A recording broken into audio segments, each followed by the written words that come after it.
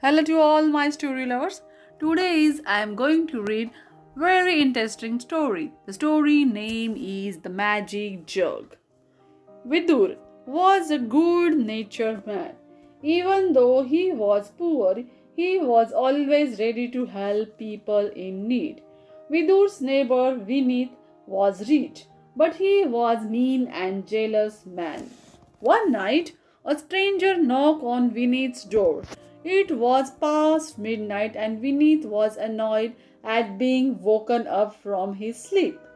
What do you want? He asked the stranger rudely. The man explained that he was a traveler, hungry and lost, looking for food and shelter for the night. I never help lazy, unknown people. Barked Vinith and banged the door shut. The stranger walked to Vidur's house and asked for food and shelter. Kind-hearted Vidur welcomed him into his humble one-room house and warmed up the leftovers of his dinner for the man. Then he insisted the stranger sleep in his bed while he slept on the mattress on the floor. The next morning, when he woke up, he found the stranger was about to leave.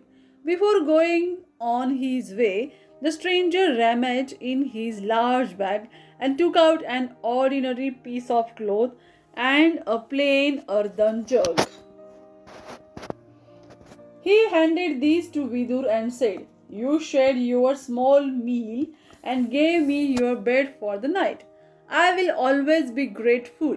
Here are two things that will be of use to you when you are in need. But remember, you must use them only when you need them the most and take just enough to meet your requirements. Don't try to get rich using these. With these words, the stranger left. Vidur looked at the clothes and jug carefully, then laughed loudly to himself. Perhaps the stranger had been bit crazy. How could these old articles be of help? He tucked them away in a corner of his cupboard and soon forgot about them. That year was difficult and Vudur was not able to make ends meet. His little farm had not produced enough harvest. He decided to go to the market in the city and look for some work. It was very hot day. When Vidur was about to leave, he saw the sun high up in the sky and so he decided to carry a cloth to cover his head. Suddenly he remembered the stranger's visitor's gift. He hunted for the cloth and found it tucked away in the back of his cupboard. It had become dusty and musty. Vidur shook it vigorously to clean the dust and to his astonishment, a gold coin dropped out. Vidur picked up the coin and wondered how it got into the cloth. Perhaps the stranger had hidden it there. He shook the cloth to see if any more coins would fall out, but none appeared. Well, he could hardly get rich with one coin. Though it would help him tide over his current condition, he used it with to buy the things he needed and gave the small change that was left to the beggar.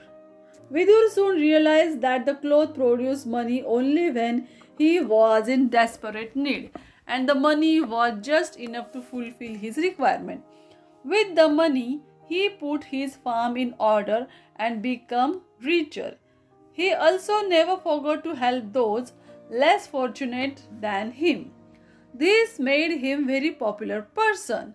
Vidur's prosperity had not gone unnoticed by the jealous Vinith. He started spying on his neighbor to see where he got his money from.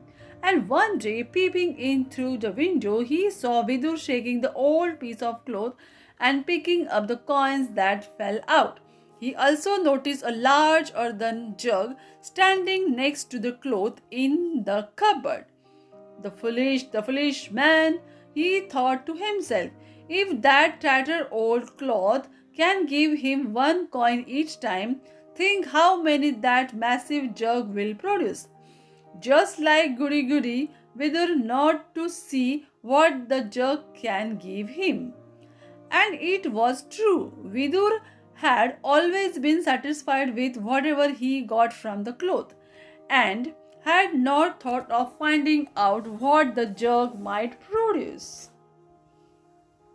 As soon as Vidur left the house, Vinith went inside, picked up the jug and sprinted back home.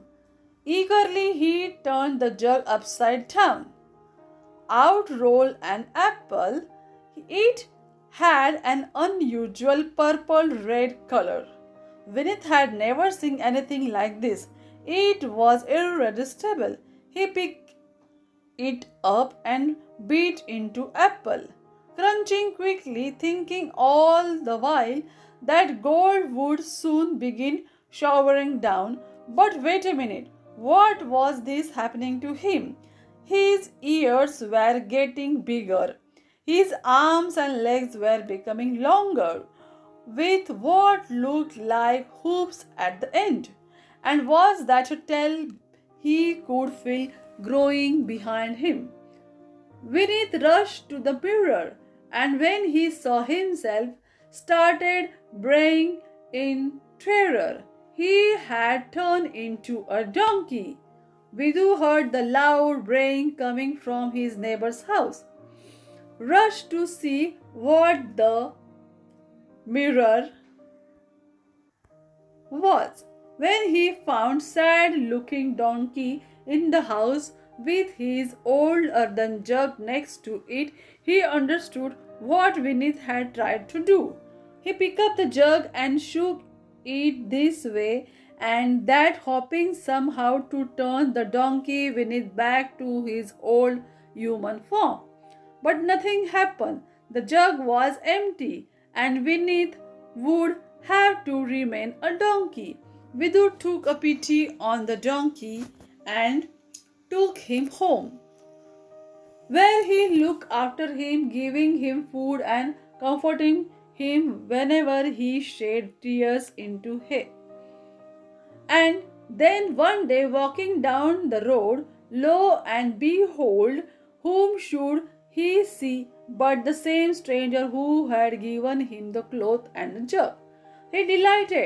A delighted Vidur pounced on him and dragged him home.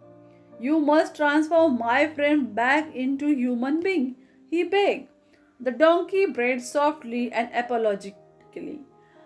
The man thought for a while. Then he said, I can turn him back into a man, but you will have to give up the magic cloth. I agree. Vidur agreed without a moment's hesitation. It was never rich, and I am used to working hard. I will find a way to make my living, but it breaks my heart to see Vinith like this. The stranger smiled. Then he muttered something into the jug, picked up the cloth, and went away. No sooner had he turned the corner that Vinith turned back into a man again. The two hugged each other. The Vinith thanked his friend profusely.